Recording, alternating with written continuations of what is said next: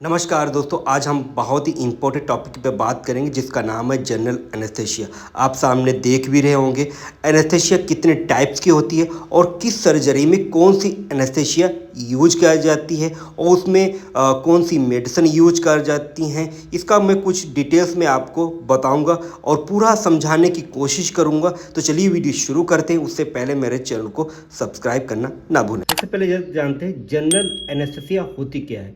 परिभाषा: general anaesthesia पूरी तरह से चेतना कॉन्शियसनेस को समाप्त कर देती है, जिससे मरीज पूरी तरह से नींद में रहता है और सर्जरी के दौरान कोई दर्द महसूस नहीं करता है। मतलब कि जनरल एनेस्थीसिया से पूरी तरह से पेशेंट का जो कॉन्शियसनेस होता है, मतलब जो होश में रहता है, वो बिल्कुल भी समाप्त हो जाता है। मतलब अनकॉन्शियस पेशेंट हो जाता है, जिसकी वजह से उसको दर्द महसूस नहीं होता है, कुछ भी उसको महसूस नहीं होता है, ना दर्द महसूस। उपयोग में किस सर्जरी में यूज होती है ये जनरल एनेस्थीसिया?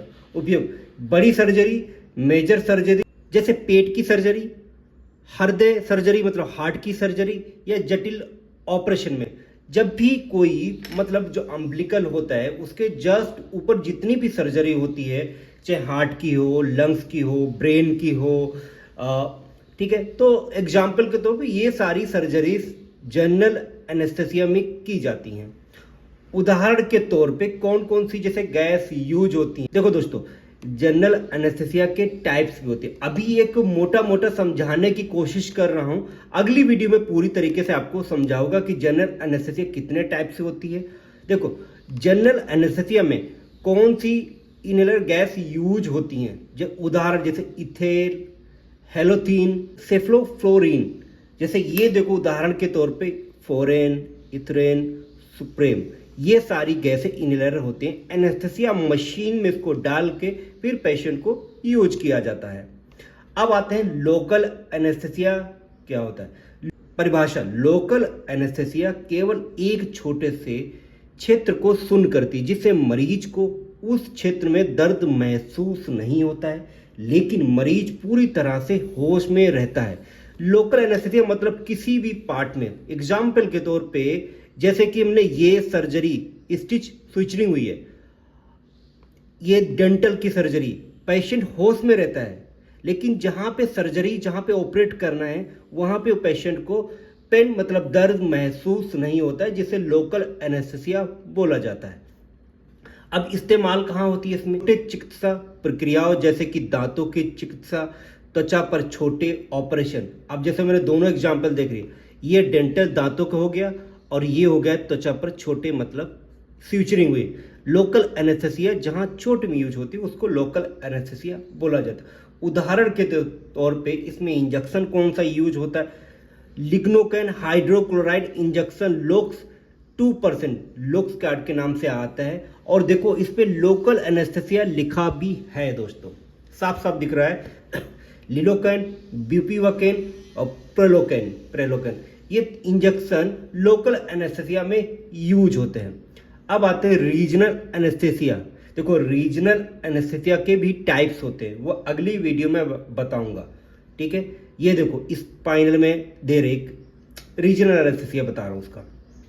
परिभाषा: रीजनल एनेस्थीसिया शरीर के एक बड़े हिस्से को सुन्न कर देती है। इसमें मरीज को चेतना बनी रहती है, लेकिन मतलब मरीज होश में रहता है, लेकिन शरीर के उस भाग में कोई भी दर्द नहीं महसूस होता है।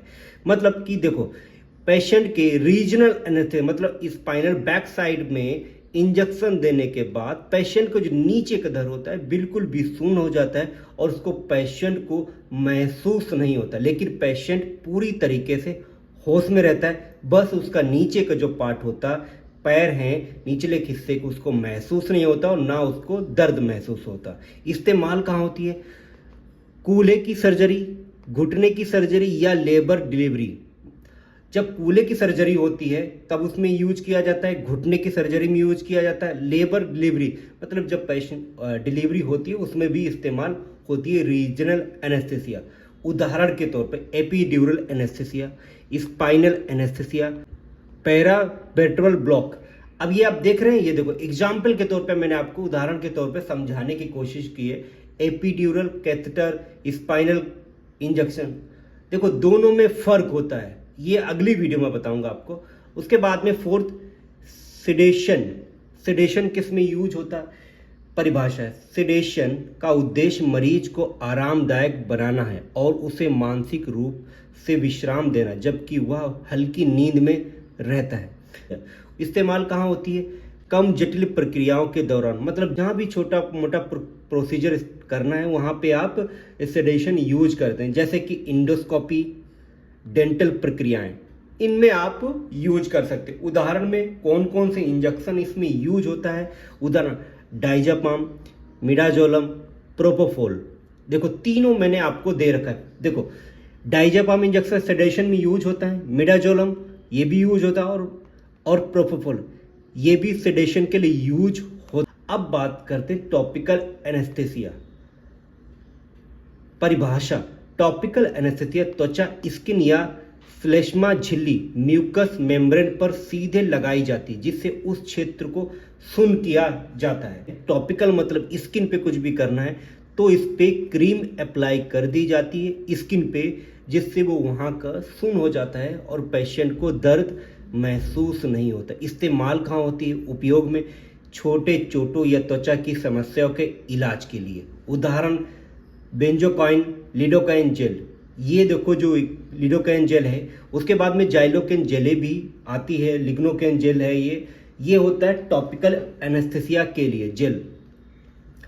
अब बात करते हैं नंबर 6 न्यूरो ब्लॉक में। न्यूरल परिभाषा, न्यूरल ब्लॉक नर्व ब्लॉक को ब्लॉक करता है जिसमें तंत्रिका या नस के पास एक विशेष प्रकार की दवा इंजेक्ट की जाती है ताकि दर्द या अन्य लक्षणों को कम किया जा सके। इस्तेमाल कहाँ होती है? उपयोग लंबे समय तक दर्द नियंत्रण के लिए, जैसे कि चेस्ट या बैक सर्जरी। लेकिन उदाहरण के तौर सबसे ज़्यादा यूज होती है हाथ, पैर या अन्य विशिष्ट अंगों की सर्जरी के लिए। उदाहरण मतलब अगर हाथ की सर्जरी करना है, पैर की सर्जरी करना है की, या अन्य विशिष्ट अंगों की सर्जरी के लिए ये न्यूरल ब्लॉक्स यूज की जाती है।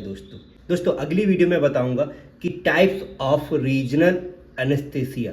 तो दोस्तों उम्मीद करता हूँ आपको जरूर वीडियो अच्छी लगी होगी। अगर वीडियो अच्छी लगी तो लाइक, शेयर, सब्सक्राइब करें।